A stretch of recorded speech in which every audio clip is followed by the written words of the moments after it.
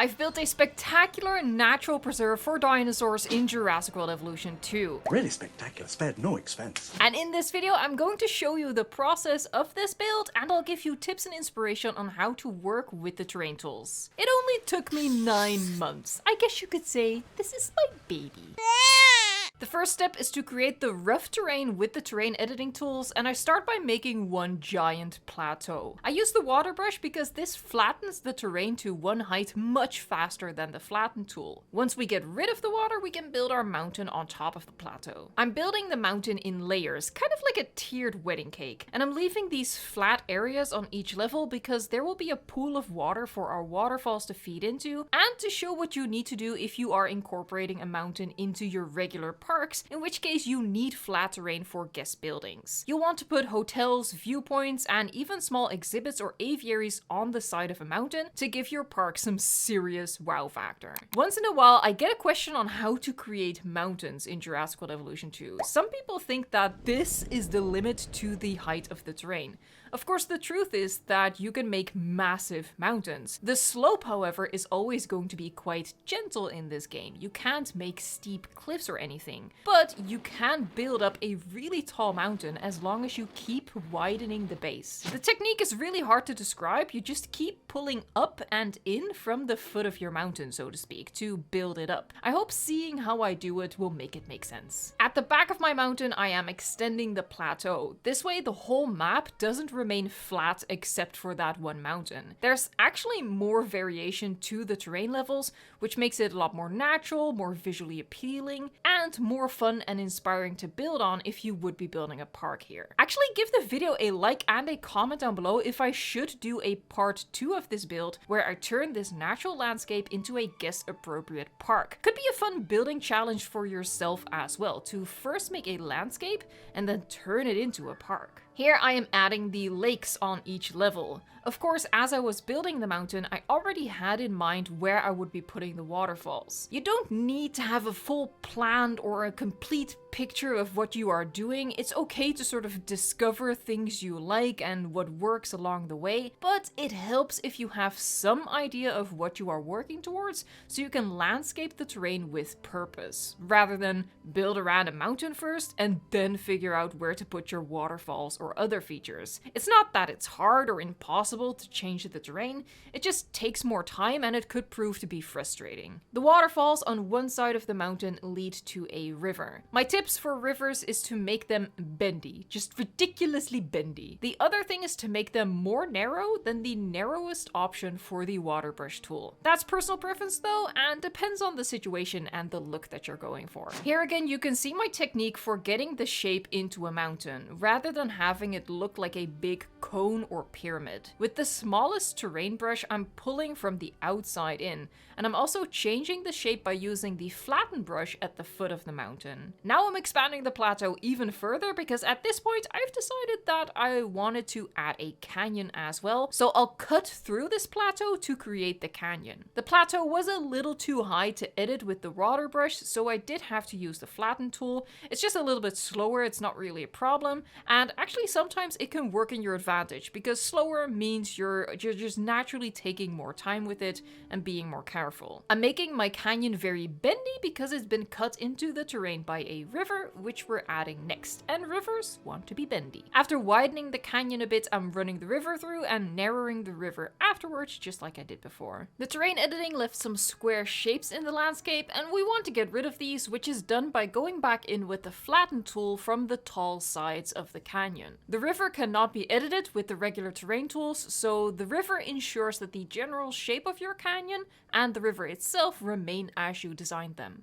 Now to make our volcano. Really, building a volcano works the same way as building a mountain. For a volcano though, you want to make sure that you keep the shape roughly conical, and of course you want to leave an indentation at the very top. I built the rough shape of the volcano with the biggest brush, and then I switched to the smallest brush to add ridges up the side that make the volcano look a lot more natural. Even though the terrain tools in the game aren't great, the shadows are doing a lot of work here in making it look really good in my opinion. We're coming back to all of our landmarks later in the video to add details that make them look even better. In front of where the waterfalls will be, I have a huge lake, and I initially wanted to add an island in front of it, but then I had a cooler idea, an impact crater. So I removed the water to create a circular patch of land, and I added a raised rim along the edge. Then I created a circle of water within, and another raised edge.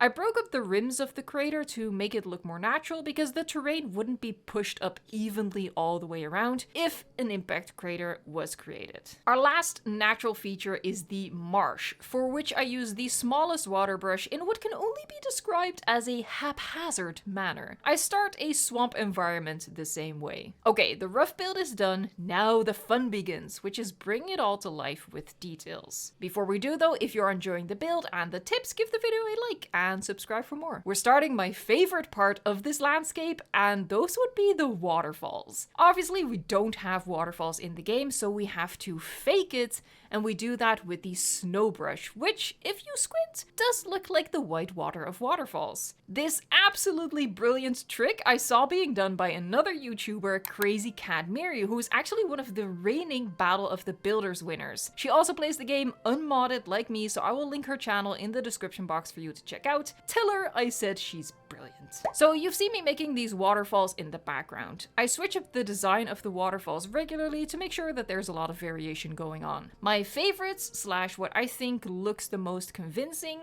are the ones that are really narrow, and I like the forked ones where the river is split in two by a protruding rock. Before we add those rocks and other details, here is me quickly adding terrain paints to the landscape. The general rule is use the smallest brush and accent ridges or draw veins on the side of your mountain. And then sometimes use a bigger or biggest brush, but create really faded terrain textures with a light touch. Some exceptions apply, which I will show when we return to the volcano, but in general, avoid simply coloring in a big area with a heavy hand. Keep it random and varied and a light touch. Back to the waterfalls. I've created a rock formation at the source of the waterfall to hide that it appears out of nowhere. I'm adding a lot of rocks around the waterfalls. Adding a lot of detail to the edges helps distract from the fact that it's really just a line of cocaine.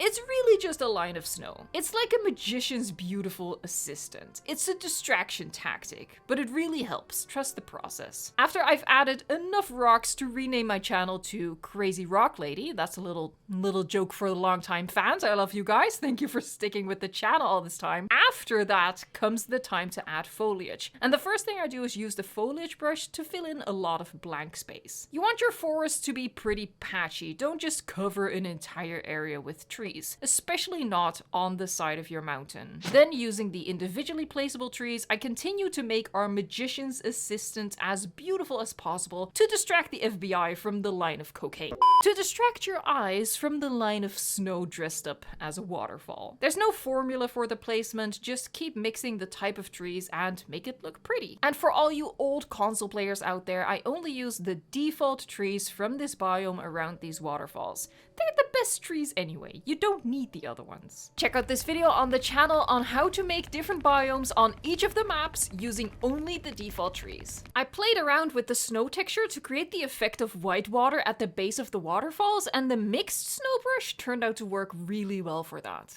The volcano I painted with the grey rock texture to make it stand out and make it different from our mountain range, but I did still break up the color with other ground textures so it doesn't look too flat. Now, volcanic soil is really fertile, so one way to go is to add really lush foliage around the volcano. Or you can do what I did, which is to use enough dead trees for the channel to be renamed Crazy Dead Tree Lady. The idea here is that there's been a minor eruption fairly recently, with some lava being spewed out, which set fire to the surrounding forest, burning it down. You know, just happy thoughts to think about while building your park. Coming up with stories behind your parks or even your landscapes is really helpful though. It keeps you sane during long builds, and it sparks creative ideas that will lead to a more realistic and interesting end result. I used the grey rock texture for the canyon as well, again though breaking it up with a little bit of another ground texture. Other than that, I didn't really do much to the canyon. The marsh I filled with low shrubbery, and because that was super simple and a little plain looking, I did add some trees to spruce it up. They weren't spruce trees though. The last step was adding some loose rocks to the impact crater. Now, if you're building an impact crater on a tropical map where you have different terrain textures, you could fake different water depths by using different terrain textures under the water. Darker terrain textures for deeper water and lighter ones for more shallow water. It doesn't really work with the terrain paints on the map I built this on though. This is the end result. Let me know if we should pave paradise and put up a dinosaur theme park. Thank you so much for watching, liking, subscribing, and until next time, enjoy the game.